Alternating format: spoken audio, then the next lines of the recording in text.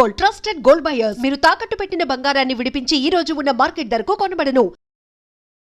గురుగారు, ఎందుకు పూర్ణాయుషుతో మానవుడు జీవించలేకపోతున్నారు? బ్రతుకు ప్రయాణంలో 24 గంటలు ప్రయాణించే బదులు మన బాడీ గురించి కూడా 1 గంట లేదా ఒక అర్ధ గంట మనం కేటాయించినట్లయితే మనకు అవన్నీ కూడా పొందొచ్చు. మీరు కూర్చున్నా చేయొచ్చు, పడుకున్నా చేయొచ్చు, మీరు నడుచుకుంటూ చేయొచ్చు. శ్వాస ఉంటే శివం, శ్వాస పోతే శవం. భక్తి, మెడిటేషన్ చేయాలి, ఆరోగ్యం కాపాడుకోవాలి అనేది చాలా మందికి పెరిగిందనమాట. అసలు నిజమైన సాధువు అంటే ఎవరు? ఎలా ఉండాలి సాధువు? సాధువు అంటే చనిపోయినాడు అని అర్థం. అతని లోపల ఉన్నటువంటి భావాలు ఏదైతే ఉన్నాయో, కోరికలు, ఆశలు, గర్వము, డాంబికము. అందుకే మహనీయులు చాలామంది అన్నారు, భారతదేశంలో కుక్కగా పుట్టినా కూడా గౌరవమే అన్నారు. ఇప్పుడు ముస్లిం సోదరులు ఉన్నారు, చిన్నప్పటి నుండి టోపీ అలవాటు చేస్తారు వాళ్ళకి. ఇంకా క్రిస్టియన్స్ వాళ్ళు ఉన్నారు, వాళ్ళు కూడా మెల్లో సెలవు పెడతారు. మరి మన హిందువులు ఎందుకు బొట్టు పెట్టుకోరు? సృష్టికి పూర్వము, సృష్టిలోన, సృష్టి తర్వాత కూడా సనాతన ధర్మం ఉంటుంది. మరి అలాంటి ధర్మం మనకు ఉన్నప్పుడు మనం మన బొట్టును పెట్టుకొని మనం ఎందుకు ప్రజల్లోకి వెళ్ళలేకున్నాము?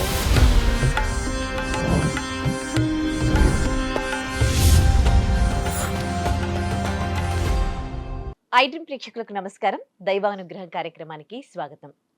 మానవుడి ఆయుష్ ఒకప్పుడు 150 సంవత్సరాలకు పైగా ఉండేదన్నమాట. కానీ ఇప్పుడు 150 కాదు, కనీసం 100 సంవత్సరాలు కూడా బతకలేకపోతున్నాడు.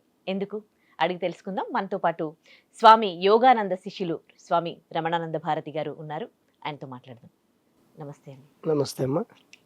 గురుగారు, ఎందుకు పూర్ణాయుషుతో మానవుడు జీవించలేకపోతున్నారు? ఎందుకు మెల్లిమెల్లిగా ఆయుష్ అనేది తగ్గిపోతుంది? ఇప్పుడు కనీసం 80 సంవత్సరాలు కూడా బతకలేకపోతూ ఉన్నారు, ఎందుకు? మంచి ప్రశ్న వేశారమ్మా. ఇప్పుడు ఇది అందరికి కూడా చాలా అవసరము. ముందుగా గురు శ్లోకంతో మనం ప్రారంభించి వీడియోలోకి వెళ్దాం. నారాయణ సమారంభాం వ్యాస శంకర మధ్యమాం అస్మదాచార్య పర్యంతం మమ గురు యోగానంద భారతి వందే గురు పరం పరం. ఎందరో మహానుభావులు అందరికీ వందనములు.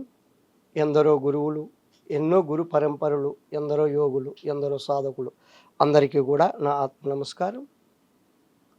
ఇప్పుడు మనం మానవుడు పూర్ణాయుస్తో ఎందుకు జీవించలేకపోతున్నాడు అనే ప్రశ్న మీద మాట్లాడుకుందాం. ఆ సద్గురు ఏం పలికిస్తాడో దాన్నే మనము అందరం కూడా విందాము. ఇప్పుడు ప్రతి ఒక్క ఆరోగ్యంగా ఉన్నటువంటి స్త్రీ కావచ్చు, పురుషుడు కావచ్చు, ఇక్కడ లింగభేదం అనేది ఉండదు. ప్రతి ఒక్కరికి 21,600 ఉచ్ఛ్వాస నిశ్వాసాలు జరుగుతున్నాయన్నమాట. అది మన ప్రమేయం లేకుండా జరుగుతున్నాయి. అలా జరిగితే ప్రతి ఒక్కరికి కూడా 120 సంవత్సరాల ఆయుష్ అని మన పూర్వం ఋషులు దీన్ని కనుగొన్నారు. ఎలా దీన్ని వాళ్ళు కనుగొన్నారంటే, ఫస్ట్ అందరూ కూడా త్వరగా ఏదో ఒక కారణంగా చనిపోతున్నారు. దాన్ని వాళ్ళు పరిశీలనలోకి తీసుకొని పరిశోధించారు. ఫస్ట్ ప్రాణుల మీద పరిశోధించారు. కుక్కను తీసుకున్నారు. కుక్క నిమిషానికి వచ్చేసి 30-35 శ్వాసలు తీసుకుంటుంది. దాని నుంచి త్వరగా చనిపోతుంది అది. అలాగే పిల్లి ఎక్కువ ఎగిరేది, జంప్ చేసేది, ఆయుష్ ఊపిరి ఎక్కువ ఖర్చు పెడుతోంది, త్వరగా చనిపోతుంది. తర్వాత ఆమె అంటే తాబేలును వాళ్ళు తీసుకున్నారు.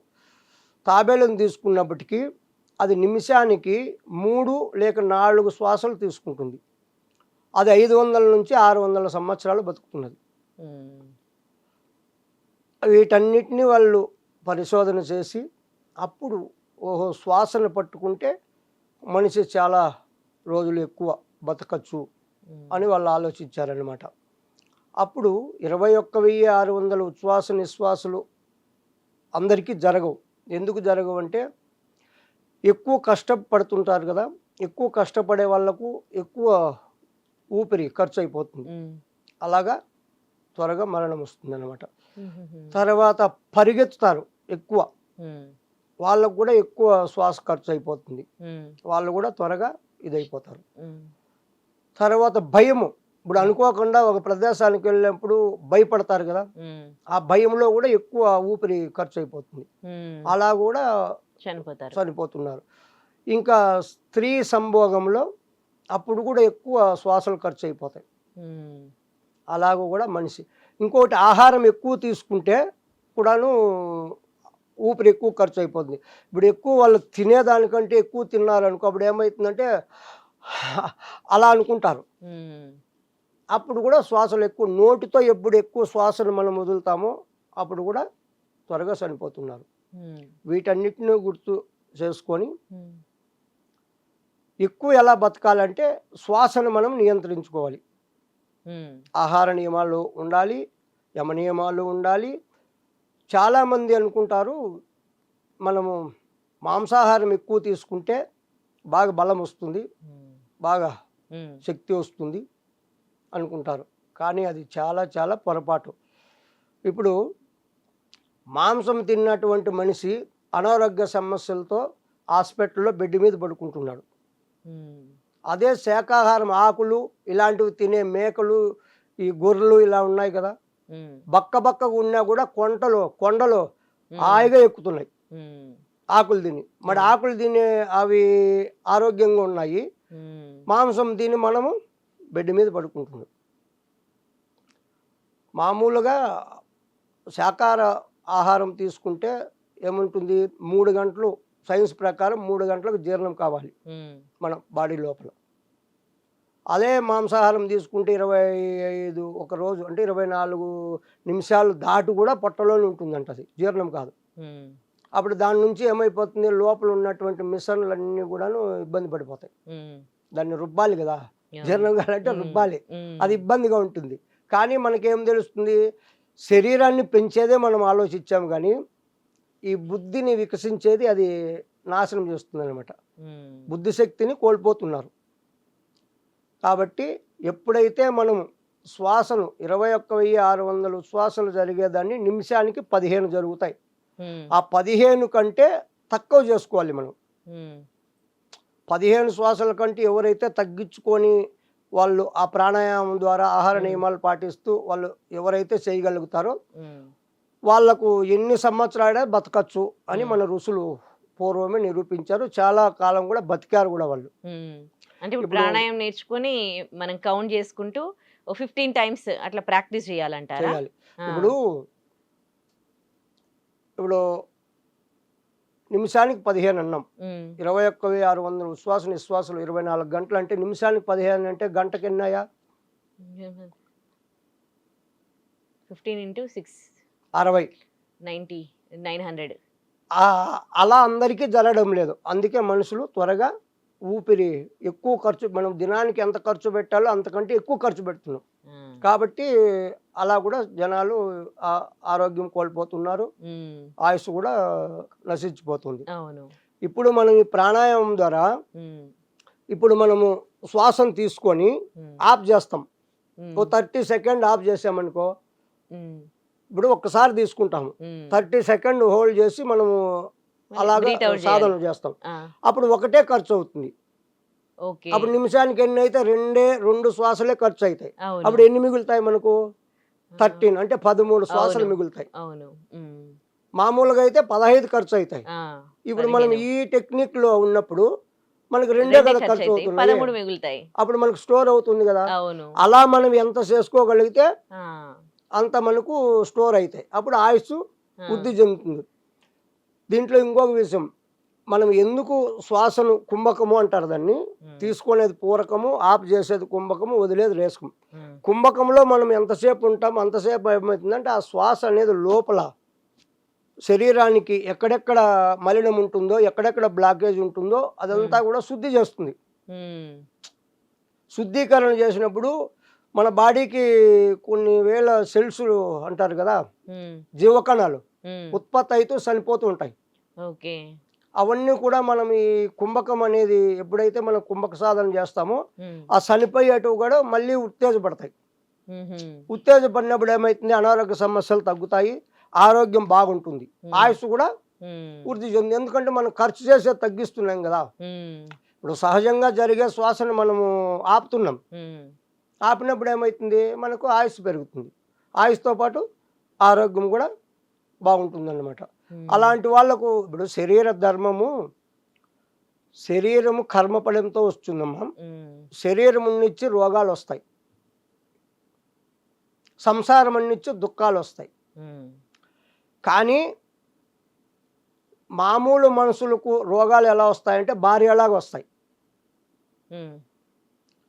సాధన చేసే వాళ్ళకు బంధువుల్లాగా వస్తాయి రోగాలు. అర్థమవుతుందా? మామూలు మనుషులకు ఎప్పుడు పక్కకే ఉంటాయి రోగాలు, బంధువుల్లో వీళ్ళకి వచ్చిపోతూ ఉంటారు అప్పుడప్పుడు.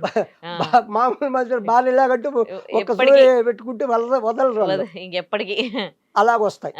ఈ టెక్నిక్, ఈ ప్రాణాయామం, ఈ ఆహార నియమాలు పాటించేస్తే బంధువుల్లాగా వస్తాయి. బంధువులు ఎన్నాళ్ళు ఉంటారు, ఒక రోజు 2 రోజులు ఉంటే వెళ్ళిపోతారు, ఇబ్బంది పెట్టదు. అలా చేస్తూ పూర్వం ఋషులందరూ కూడా ఆ టెక్నిక్ చేసి వాళ్ళు కొన్నేళ్ళు కాదు చాలా ఏళ్ళు బతకగలిగారు. అంటే అప్పుడు జీవనశైలి వేరే ఉంటుండే కదా, అప్పుడు చేసే పనులు వేరు, వాళ్ళు తినే ఫుడ్ వేరు.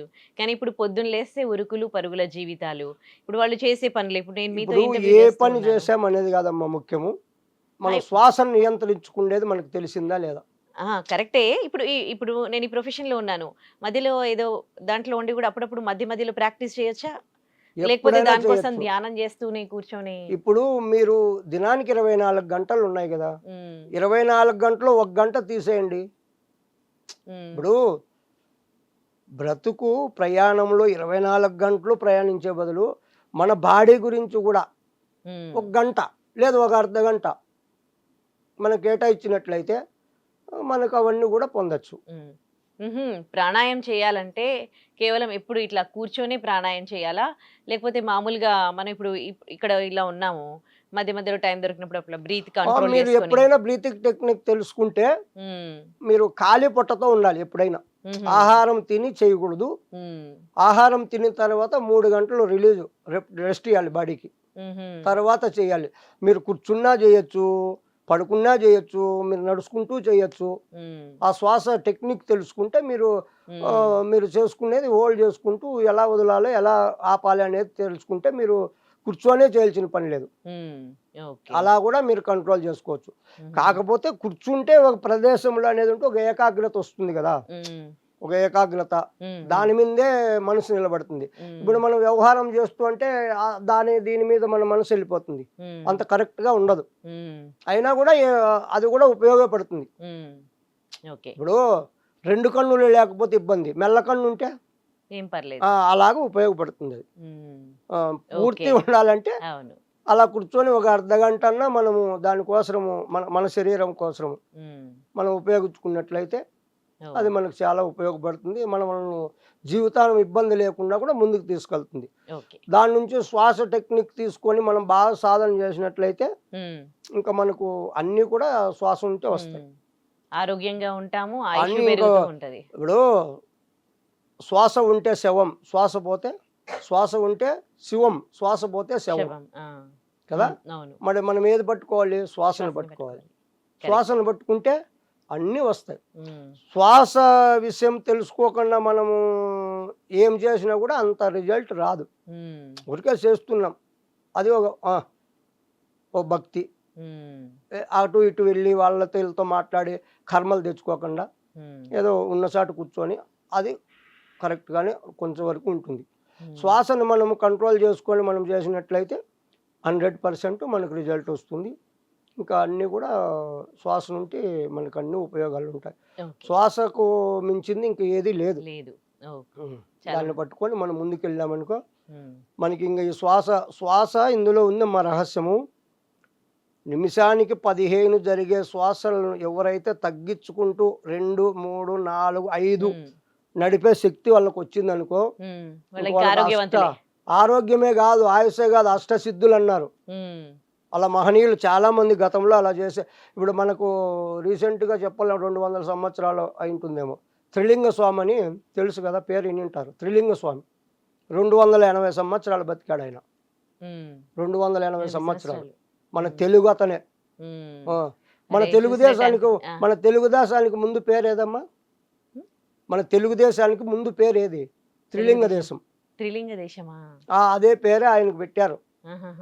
ఆయన మంచి మహాయోగి. 280 సంవత్సరాలు బతికాడు. అతను బట్టలు లేకుండా తిరిగేవాడంట. పేపర్లో చూసినట్టు బట్టలు లేకుండా తిరిగేవాడు. అప్పుడు జనాలకు ఇబ్బంది అయిపోయి అతన్ని పోలీస్ స్టేషన్లో పెట్టారు.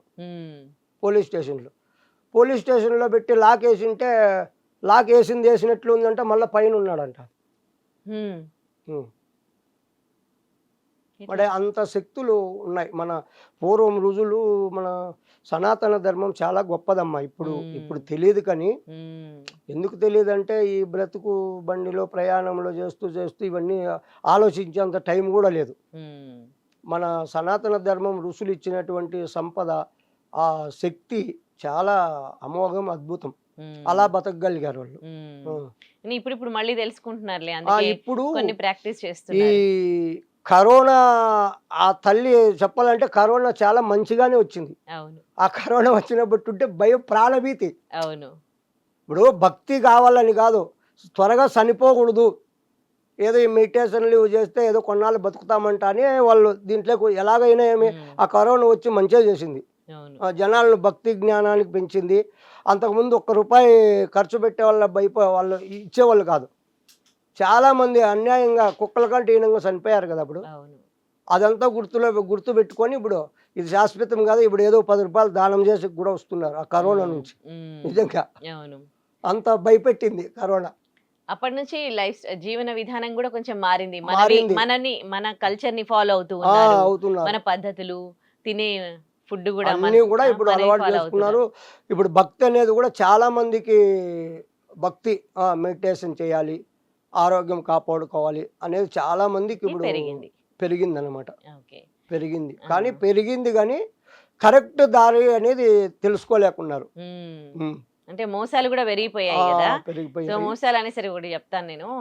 సాధువులు ఉంటారు కదా, వాళ్ళు అంటే నిజమైన సాధువు ఎలా ఉండాలి అసలు అంటే, చాలా మంది గడ్డాలు మీసాలు పెంచేసుకొని విభూది అది పెట్టేసుకుని ఉంటారు. కొంతమంది గురువుల్లాగా అవతారం ఇచ్చి మోసం చేస్తూ ఉన్నారు. అందుకని నమ్మకం అనేది పోతూ ఉంది, అందరూ మోసం అన్నట్టుగా కొంతమంది మాట్లాడుతూ ఉంటారు.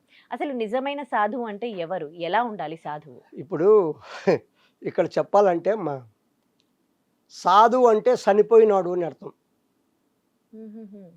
ఇప్పుడు సాధువు అంటే చనిపోయినాడు అని అంటే ఏం చనిపోయినాడు? అతని లోపల ఉన్నటువంటి భావాలు ఏదైతే ఉన్నాయో, కోరికలు, ఆశలు, గర్వము, డాంబికము, అలా ఉండాలి, ఇలా ఉండాలి, ఆ సంపాదించాలి, ఇన్ని కూడా వెళ్ళిపోవాలి. అవన్నీ వెళ్ళిపోతే ఇంకా అతను చనిపోయినట్లే కదా. అందుకు వాళ్ళు ఏమన్నారంటే ఒకే మాటలో సాధువు అంటే చనిపోయినోడు. శరీరం ఉన్నా కూడా ఏం కోరికలు ఉండవు, ఏది ఇంకా అన్నీ చనిపోయినట్లే అన్నారు. ఇప్పుడు ఈ వేషాలు ఇవి ఎందుకు వేసుకోవాలనే దానికి కూడా ఒక విషయం మాట్లాడుకున్నాం. ఇప్పుడు అయ్యప్ప స్వాములు ఉన్నారు, వ్రతం చేస్తారు వాళ్ళు 48 రోజులు లేదా 60 రోజులు, 21 రోజు.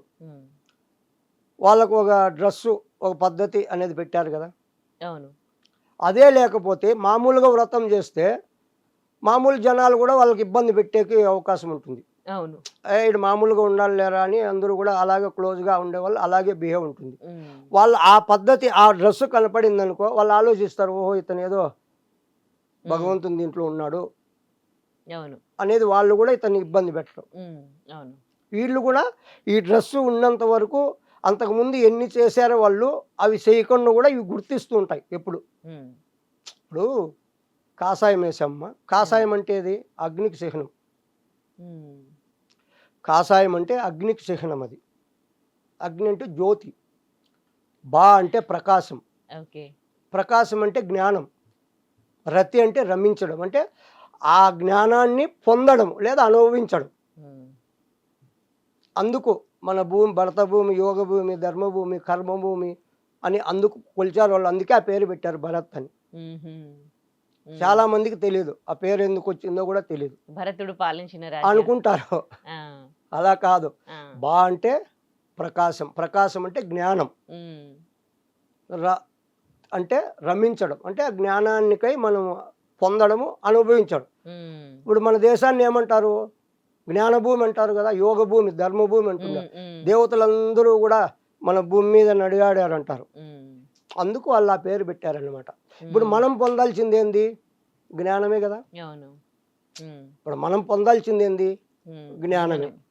అందుకు ఆ పేరు, అందుకు భారతదేశం. అన్ని దేశాలు కూడా ప్రపంచం వరల్డ్ అంతా కూడా ఒక ఇండ్లు అయితే మన భారతదేశం పూజా మందిరం. అర్థమైందమ్మా? ప్రపంచమంతా ఒక ఇండ్లు, అదే ఒక హౌస్ అయితే మన భారతదేశము పూజా మందిరం. అంటే అంత ప్రత్యేకమైంది, అంత గౌరవించదగింది, అంత ఎక్కువ. మన భారతదేశానికి మించిన దేశం లేదు. అందుకే మహనీయులు చాలా మంది అన్నారు, భారతదేశంలో కుక్కగా పుట్టినా కూడా గౌరవమే అన్నారు. మనిషి కాదు, కుక్కగా పుట్టినా కూడా భారతదేశంలో గౌరవం అన్నారు.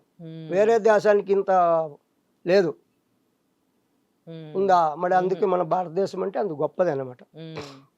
అలాగా మనం సాధు అనేవాడు అలా ఉండాలి.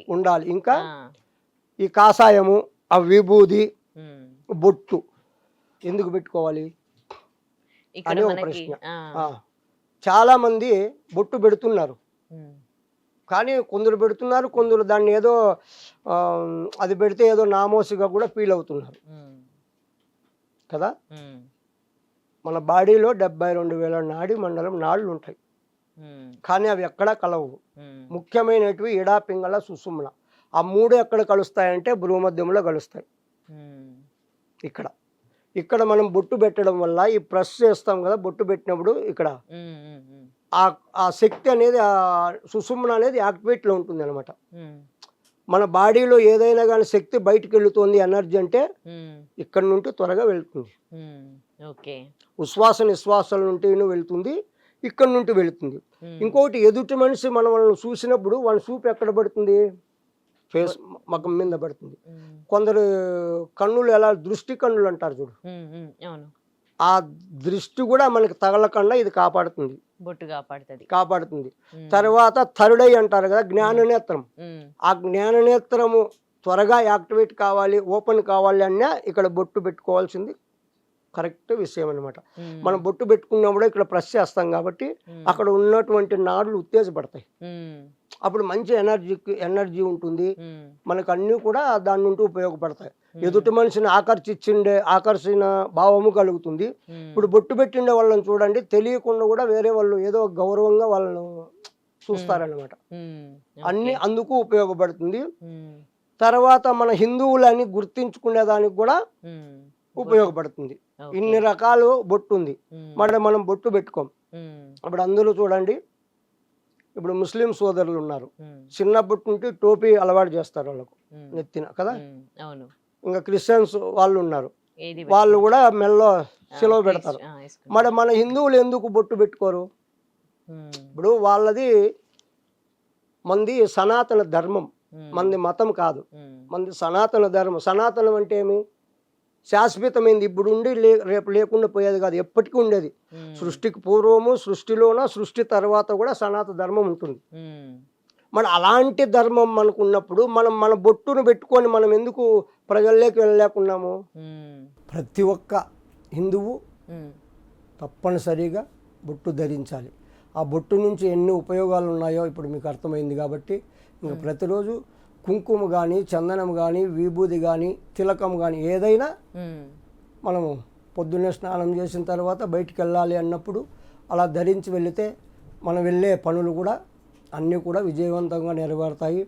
మనకి ఎలాంటి ఆ దృష్టి దోషం అనేది తగలదు.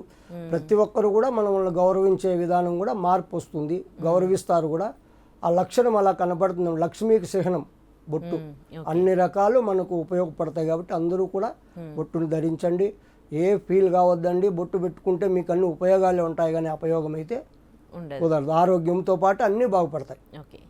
ఇంకో ప్రశ్న గురువుగారు, ధ్యానం చేస్తాం కదా, ఇది కూడా అప్పట్లో మన వాళ్ళందరూ చేసేవాళ్ళు, ఇప్పుడు చేయట్లేదు. కానీ ధ్యానం అంటే కళ్ళు మూసుకొని ఇట్లా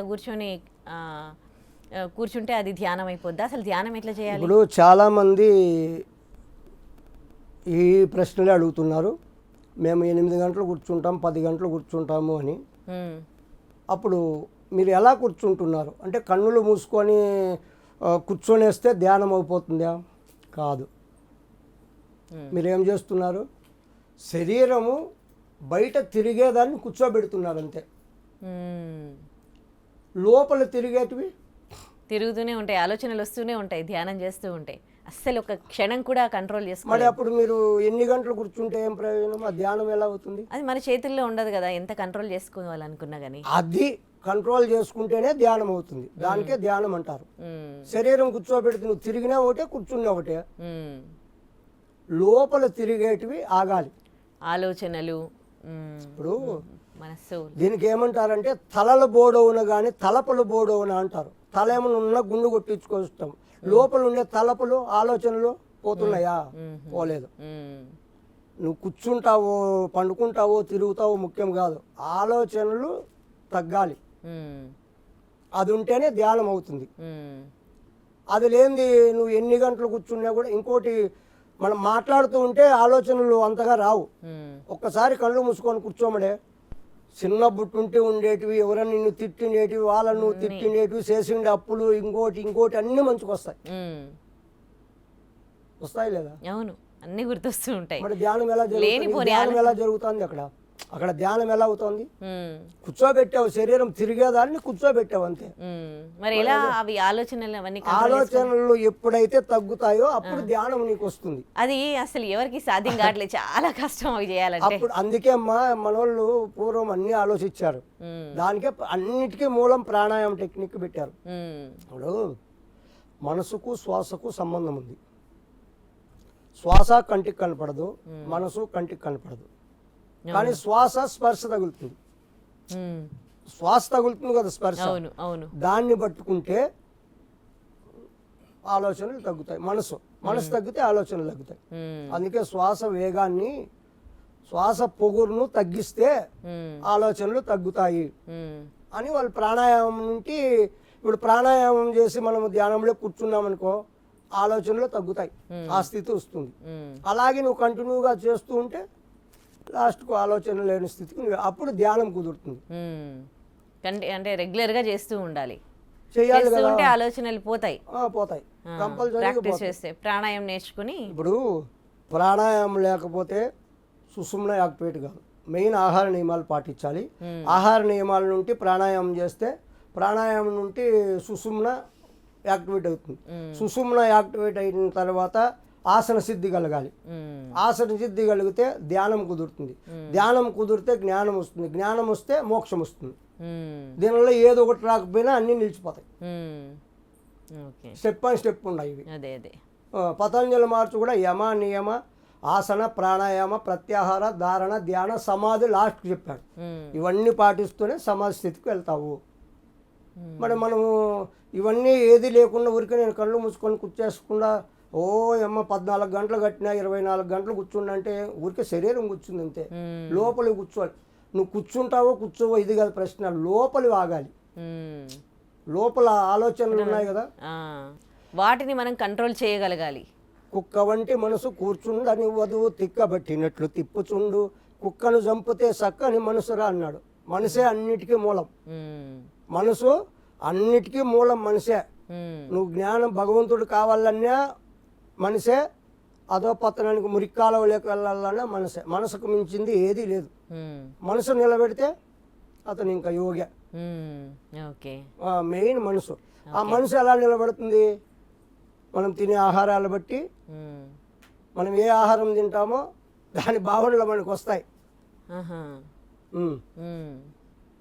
ఇప్పుడు మాంసాహారం ఎక్కువ తీసుకుంటే అది ఏమన్నారు? రజోగుణం అన్నారు. దానికి సంబంధించి సత్వగుణము, రజోగుణము, తమోగుణం 3 గుణాలు. ఈ 3 గుణాలు వదలాలి మనిషి.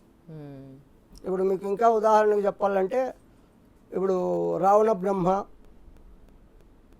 విభీషణుడు 6 నెలలు తిండ్రి 6 నిద్ర. అతని పేరు మర్చిపోయాను. వాళ్ళు ముగ్గురు కుంభకర్ణుడు, రావణ బ్రహ్మ, విభీషణుడు ముగ్గురు కూడా రాక్షస వంశమే కదా. మరి ముగ్గురు రాక్షసులైనా కూడా విభీషణుడు శ్రీరామునికి ఆప్తమిత్రుడు అయ్యాడు లేదా? మరి వాళ్ళిద్దరు ఎందుకు కాలా? రజోగుణానికి చిహ్నము రావణ బ్రహ్మ. అహం, నేను చక్రవర్తిని, నాకు అన్నీ తెలుసు, నన్ను మించినోడు ఎవడు లేడు అనే భావన ఆ ఆహారంలో వస్తుంది మాంసాహారం తింటే. ఇంకా సద్ది బద్ది ఎలా పడితే ఏమైనా కడుపు నిండాలి అని తింటే అతను లాగుంటాడు. 6 నెలలు నిద్ర 6 నెలలు తిండి కుంభకర్ణుడు. ఏం ప్రయోజనం లేదు. ఈ సత్వగుణము సాత్విక ఆహారము మంచి భక్తి భావన ఉండే అతను విభీషణుడు అయ్యాడు. అతనికి శత్రువులైనా కూడా అతన్ని ఆదరించాడు శ్రీరామచంద్రమూర్తి. అలా గుణాలు ఉంటాయి. మనం తినే ఆహారం బట్టి కూడా మనలో మార్పులు వస్తాయి, అనారోగ్య సమస్యలు వస్తాయి, ఆయుష్ కూడా కోల్పోతాం. రైట్, అలా ఉంటుంది. అందుకే ప్రాణాయామము ఫస్ట్ ఆహార నియమాలు పాటిస్తూ ప్రాణాయామం డైలీ ప్రాణాయామం సాధన చేసిన వాళ్ళకు ఆయుష్ పెరుగుతుంది, అనారోగ్య సమస్యలు ఉండవు, అన్నీ కూడా వస్తాయి. శరీరానికి ఎప్పుడూ రేచక పూరక కుంభకం అంటే తీసుకునే శ్వాసను పూరకం అంటారు, ఆపు చేసేది కుంభకం అంటారు, వదిలేది రేచకం అంటారు. ఇది నిత్యము ప్రాక్టీస్ చేసే వాళ్ళకు శరీరం నుంచి ముసలితనం వస్తుంది, కానీ త్వరగా రాదు. ఓకే, అదే వాళ్ళకు సంవత్సరాలు పైబడినా కూడా ముసలితనం అనేది కనిపించకుండా ఉంటుంది అనమాట. ఆ సాధన వల్ల ముసలితనం వస్తుంది, రాకుండా సృష్టి ధర్మం అది. వస్తుంది. ఎప్పుడు చిన్న పిల్లోనిలాగా ఉంటాడా ఉండడా, అలా పాటించే వాళ్ళకు యవనంగా కనిపిస్తాడనమాట కొన్ని నాళ్ళ వరకు, త్వరగా ముసలివాడు కాకుండా. ఓకే గురుగారు, యోగ సాధన చేయాలంటే గుండె ఎన్నిసార్లు కొట్టుకోవాలి? ఇప్పుడు అందరికీ కూడా ఆరోగ్యంగా ఉన్నటువంటి వాళ్ళు ఎలా గుర్తించాలంటే నిమిషానికి 60 నుంచి 72 లేదా 100 వరకు హార్ట్ పనిచేస్తే అప్పుడు వాళ్ళు కరెక్ట్గా ఆరోగ్యంగా ఉంటారనమాట. 100 దాటిందనుకో అక్కడ ప్రాబ్లం ఉంటుంది. అప్పుడు డాక్టర్ దగ్గరికి వెళ్ళి వాళ్ళు సంప్రదించాలి. అలా కాకుండా 40 లోపల కొట్టుకుందనుకో వాళ్ళకు కూడా కరెక్ట్గా కాదు, వాళ్ళకు కూడా అనారోగ్యం నుంచి ఏదో ప్రాబ్లం ఉంటుంది గుండె నుంచి. అవన్నీ కూడా గుర్తించుకొని వాళ్ళు మనము మినిమంగా 60 నుంచి 100 లోపల ఉంటే సహజంగా ఆరోగ్యంగా బాగా గుండె ఇబ్బంది లేకుండా హార్ట్ అటాక్ ఇలాంటివి రాకుండా ఉంటారు. ఇంకొక విషయము, చాలామంది హఠయోగం అంటే ఏదో శ్వాసను బిగిచ్చేసేస్తే హఠయోగం అని అంటున్నారు. అది కరెక్ట్ కాదు. చాలామందికి ఇప్పుడు హఠయోగం గురించి తెలియాలి. హఠయోగం అంటే ఇంకా కొంతమంది హఠం బట్టి అంటే మొండిగా చేయాలి, పట్టుబట్టి చేయాలి, అదే హఠయోగమా అని అంటున్నారు. అది కూడా కరెక్ట్ కాదు. హఠయోగం అంటే హట్ అంటే పైన, యోగం అంటే కలియక. అర్థమైందమ్మా? ఇప్పుడు హట్ అంటే పైన అంటే ఇక్కడ పరమాత్మ ఉన్నాడు, జీవాత్మ కింద ఉన్నాడు అజ్ఞాన స్థితిలో. దీన్ని తీసుకెళ్ళి జీవాత్మని తీసుకెళ్ళి పరమాత్మలో కలపాలి. హట్ యోగం.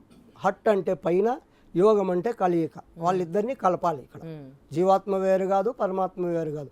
జీవాత్మని తీసుకెళ్ళి పైన కలపాలి. ఇది హఠయోగం అన్నారు. దాన్ని తెలియక హఠం బట్టి ఏదో మొండిగా సాధించాలి, ఊపిరి బిగబట్టేస్తే హఠమా, హఠయోగమే కదా అంటున్నారు. అది కరెక్ట్ కాదు. హఠయోగం అంటే నిర్వచనం ఇది. కింద ఉన్నటువంటి జీవుణ్ణి పైకి తీసుకెళ్ళాలి, అది కలియిక చేయాలి, కలపాలి. దీన్ని హఠయోగం అన్నారు. ఇది విషయం. Okay, right. మరి గుండె పనితనం బాగా ఉండాలి అని అంటే దానికి కూడా ఈ ప్రాణాయామం. ఇప్పుడు ప్రతి ఒక్కదానికి ప్రాణాయామం అమ్మా. ప్రాణాయామం సాధన చేసి మీరు సాత్వికంగా అంటే పీకల వరకు తిని ఎక్కువ నిద్రపోయినా కూడా డేంజరే. అలా కాదు, ఎంత కావాలి. ఇప్పుడు ఒక్కొక్కరు ఒక్కొక్క పని చేస్తూ ఉంటారు ఈ శరీరాన్ని ఉపయోగించుకొని. వాళ్ళు చేసే పనికి ఎంత ఎనర్జీ కావాలి దాన్ని ఆలోచించి ఆహారం తీసుకోవాలి. ఇప్పుడు అందరూ ఒకేలా ఆహారం తీసుకోవాలన్నా కూడా కరెక్ట్ కాదు.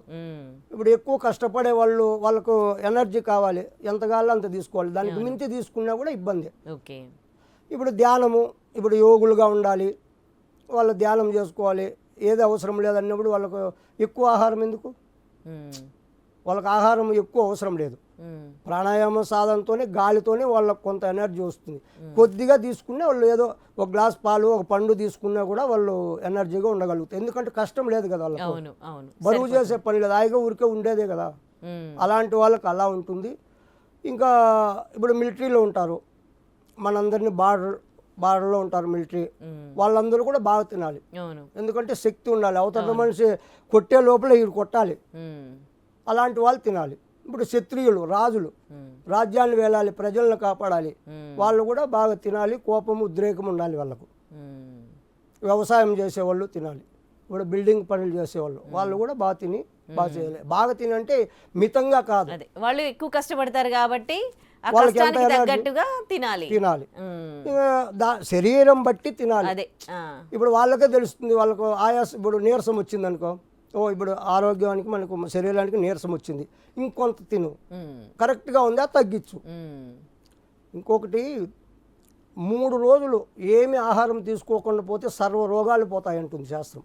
కానీ 3 రోజులు చేయగలమా? ఉండగలిగితే నిమ్మరసం దాగి ఉంటారు అలాంటి వాళ్ళు. నిమ్మరసం పొద్దున్నే నిమ్మకాయ పిండుకొని ఒక చెమ్ము నీళ్లు, అంటే 1 లీటరు నీళ్ళలేక ఒక నిమ్మకాయ పిండుకొని పొద్దున్నే తాగారనుకో, ఇంకా ఆ రోజంతా ఆకలి కాదు.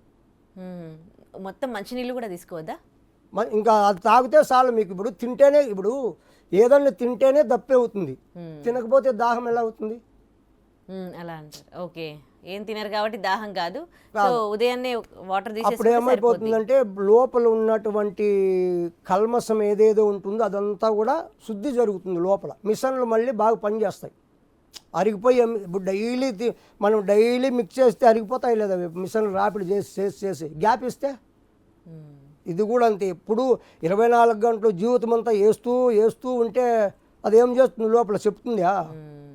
లోపల ఏం చేయాలి, అది కొన్నాళ్ళకి ఇబ్బంది అయిపోయి అన్నీ ఇదైపోతాయి, అన్నీ లోపల అరిగిపోతాయి. అందుకే మన వాళ్ళు ఇవన్నీ గమనించి ఏకాదశికి 1 రోజన్నా ఉపవాసం ఉండండి అన్నారు. అల్లన్న ఉంటే 1 రోజు ఉన్నా సంవత్సరం అంతా ఉపయోగపడతారు అని.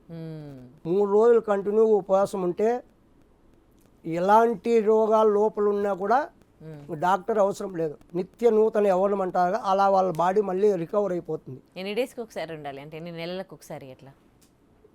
మీరు అలా కాదు, వారానికి 1 రోజు ఉపవాసం ఉంటే చాలు. వారానికి 1 రోజు మొత్తం ఏం తినకుండా నిమ్మకాయ నీళ్ళు తీసుకోవాలి. నిమ్మకాయ రసం తాగి పొద్దున్నే అలా ఉండండి. మీరు అప్పుడు మీ బాడీ మీకే అర్థమైపోతుంది ఎలా ఉంటుంది అనేది. వారానికి 1 రోజు ఉంటే చాలు, అలా కంటిన్యూగా. ఇంకా పూర్వం మన వాళ్ళు ఏం చేసేవాళ్ళు తెలుసా, నెలకు ఒక్కసారి బేదికి వేసుకునేవాళ్ళు, బేదికి ఇచ్చేవాళ్ళు అంట. అంటే బేది లూజ్ మోషన్, అప్పుడు లోపల ఉండేదంతా క్లీన్ అయిపోతుందని. ఇప్పుడు అవన్నీ ఎక్కడ చేస్తున్నారు? అలా చేసేవాళ్ళు, అప్పుడు ఆరోగ్యంగా ఉండేవాళ్ళు. స్నానం చేయాలంటే ఫస్ట్ ఏం చేసేవాళ్ళు, చెవుల్లోకి కొబ్బరి నూనె లేదా ఆముదం వేసుకొని స్నానం చేసేవాళ్ళు అంట, తలకంతా మర్దన చేసుకొని. నెలకు ఒక్కసారైనా నువ్వుల నూనె మర్దన చేసుకునేవాళ్ళు శరీరానికి, నువ్వుల నూనె మర్దన చేసుకునేవాళ్ళు శరీరానికి అప్పుడు వాళ్ళు. అందుకే శరీరం గట్టిగా కాంతిగా ఉండేది వాళ్ళకి. ఎంత కష్టపడినా ఇబ్బంది లేకుండా ఉండేది, నొప్పులు లేకుండా. నువ్వుల నూనెలో అంత ఇది ఉందన్నమాట, రోగ నిరోధక శక్తి. ఎలాంటి నొప్పులు ఉన్నా పోతాయి ఆ మర్దన చేసుకొని మనం స్నానం చేస్తే వేడి నీళ్ళతో. అలా చేసేవాళ్ళు పూర్వం. అందుకే వాళ్ళు ఎన్ని సంవత్సరాలైనా వాళ్ళు ఎలా బతకగలిగారు, బాగా యాక్టివ్గా పనులు చేసేవాళ్ళు. 90 ఏళ్ళు అయినా కూడా వాళ్ళ పనులు వాళ్ళు చేసుకునేవాళ్ళు. మరి ఇప్పుడు ఏది, ఇప్పుడు ఇవన్నీ కూడా మొరట అయిపోయాయి. ఇప్పుడు నూనె పెట్టాలన్నా ఇబ్బంది. అందుకే త్వరగా పట్టదలకాయ వచ్చేస్తుంది ఇప్పుడు నూనె పెట్టక జనాలకు. నూనె పెడితే ఏమవుతుందంటే ఎంటుకలు గాలికి అల్లాడవు. గాలికి ఎప్పుడైతే అల్లాడతాయో అప్పుడు ఈ కుదులు లూజ్ అయ్యి ఎంటుకలు ఊడిపోతాయి. అది తెలియలా. ఇప్పుడు ఫ్యాషన్గా షాంపూలు వేస్తే నిగనిగలాడతాయి, అది ఒక స్టైల్గా అనుకొని ఉన్నారు అంతే. నూనె పెడితే అసహ్యం కదా, ముద్ద అవుతుంది. ఆ నూనె పెట్టడం వల్ల మన జుట్టు ఎప్పటికీ కూడా ఊడిపోదు. అలా ఉన్నది అప్పుడు. అప్పుడు చిన్నప్పుడు అంటే పళ్ళుల్లో ఇవన్నీ చేసేవాళ్ళు బాగా. ఇప్పుడు ఫ్యాషన్, ఇప్పుడు షాంపూలు ఏంది స్నానం చేయరు, సీకాకాయ కూడా వేయరు, షాంపూనే కావాలి. సీకాయ అన్న ఇస్తారు అంత మేలు, అదే వేయరు.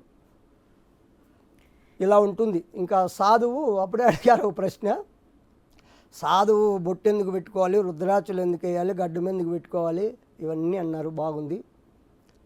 ఇప్పుడు చాలామంది ఒక యోగి, ఒక సాధువు ఇలా ఉంటేనే కరెక్ట్ వాళ్ళకు, వాళ్ళ అభిప్రాయం. సాధువు అన్న తర్వాత ఎర్రబట్టలు వేసుకోవాలి, రుద్రాక్షలు వేసుకోవాలి, గడ్డం ఉండాలి, జుట్టు ఉండాలి, ఇకారంగా ఉండాలి, కరెక్టే. మరి వాళ్ళు అనుకున్నట్లు వీళ్ళు ఉండాలంటే వీళ్ళకు బతకాలి, ఎలా ఉండాలని వీళ్ళ లైఫ్ స్టైల్ వీళ్ళకు వద్దా? సాధువు అయినంత మాత్రాన అన్నీ వదిలేసి ఉండాలని ఎక్కడనుందా? ఇప్పుడు మీరు అనుకున్నట్లు వీళ్ళు మారాలంటే పోనీ వీళ్ళు అనుకున్నట్లు మీరు మారతారా? అంటే మీరే అన్నారుగా సాధువు అంటే కోరిక లేకుండా, కోరికలు లేకుండా శరీరాన్ని ఎలా పడితే అలా చేసుకోమని, రోగాలు వస్తే వాళ్ళు మళ్ళీ ఆసుపత్రికి తీసుకెళ్తారా సాధువులను? ఏమ్మా, ఇప్పుడు శరీరాన్ని కూడా మనము భగవంతుణ్ణి మనం చేరాలంటే ఉపాధి శరీరం. ఆత్మే పరమాత్మ కదా. మరి ఈ ఆత్మ ఎక్కడుంది? శరీరంలో ఉందంటున్నారు. మరి శరీరం కరెక్ట్గా మనం శరీరాన్ని చూసుకోకపోతే భగవంతుని ఎలా చేరతాం? రోగాలు వచ్చిపోతే ఎడబడిపోతాం కదా. మరి దీన్ని కాపాడుకోవాలా. దేహమే దేవాలయం, జీవ పరమాత్మ అన్నాడు కదా సనాతన. మరి ఈ దేహాన్ని మనం చూసుకోలేకపోతే నువ్వు భగవంతుని చెందే వరకు ఎలా ఉంటావు? రోగాలతో పడి ఆసుపత్రుల్లో ఉంటావు. ఒకడు కూడా నీ దగ్గర కూర్చుంటాడు అసహ్యంగా. ఇప్పుడు ఒక వారం మనం స్నానం చేయకపోతే పక్కలో కూర్చుంటే వాడు కూర్చొని లేచిపోతాడు. ఒక వారం ఒక రోజు అవునా లేదా? మరి ఎప్పుడు చూసినా ఈ ప్రజలు సాధు అంటే ఇలాగే ఉండాలి, ఎందుకు బాగుమూలుగా ఉండాలి, ఆ పుట్టకోసి పెట్టుకొని ఉండాలి కదా, చెట్టు కింద కూర్చోవాలి కదా అంటే అలాగే ఉందా? వాళ్ళకు స్వేచ్ఛ వద్దా? వాళ్ళు ఎలా ఉండాలి వాళ్ళకి తెలీదా? ఇది కాదు అడగాల్సింది. వాళ్ళ నుంచి సమాజానికి మంచి జరుగుతుందా చెడు జరుగుతుందా దాన్ని బట్టి ఆలోచించాలి ఎవరైనా. ఇప్పుడు సాధువు ఏమో మీరు చెప్పినట్లే ఉంటాడు, మరి సాధువు చెప్పినట్లు మీరు ఉంటారా? మరి ఎందుకు ఉండరు? ఆయన మీరు చెప్పినట్లయితే ఉండాలి, మీరేమో హాయిగా అన్నీ చేసుకొని ఉండాలి. ఇది ఎలా ఉంటుంది? ఇది కరెక్టేనా? మరి కాలమాన పరిస్థితులు బట్టి అన్నీ కూడా మార్పులు ఉన్నాయి. ఇప్పుడు అప్పుడు సమాజంలో పుట్టకోస పెట్టుకొని తిరిగారు, ఇప్పుడు అలా పెట్టుకొని తిరుగు పిచ్చోడు అని చెప్పి ఎతకపోయి దీంట్లో పెడతారు, పిచ్చాసుపత్రిలో పెడతారు లేదా? ఇప్పుడు సమాజం అలా ఉంది. మరి దాన్ని బట్టి మారాలి, ప్రతి ఒక్కరూ మారాలి.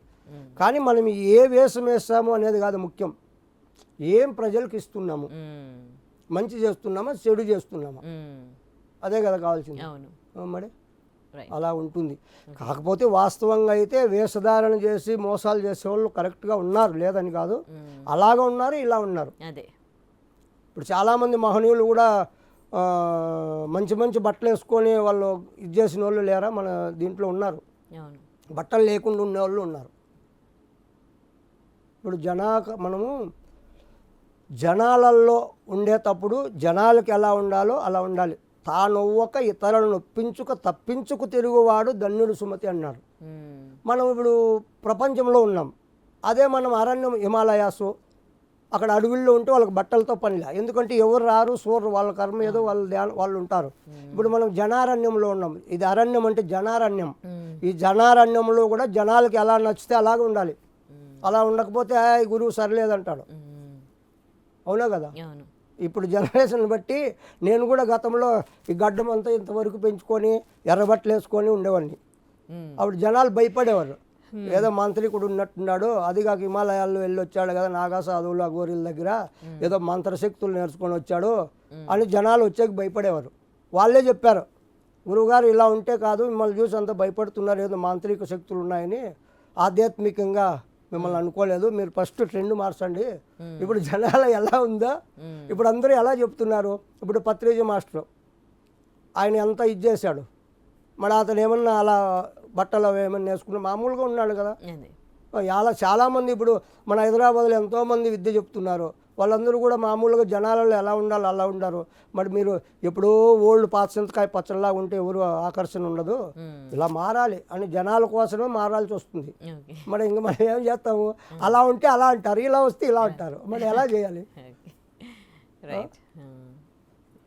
ఇక్కడ మనం ఎలా బట్టలు అనేది కాదమ్మా, మనం ఏం జనాలకు మెసేజ్ ఇస్తున్నాం అది మనం ముఖ్యం, అది ఉంటుంది. అలాగా ఉండాలి, ఇలాగా ఉండాలి, తప్పదు, సందర్భం బట్టి అలా ఉండాలి. జనారణ్యంలో ఉంటే ఇలా ఉండాలి. చాలా ధన్యవాదాలు గురుగారు, చాలా మంచి విషయాలు తెలియజేశారు. హరి ఓం. మమ గురు యోగానంద భారతి పాదపద్మం నమస్కరిస్తూ లోకా సమస్త సుఖినో భవంతు.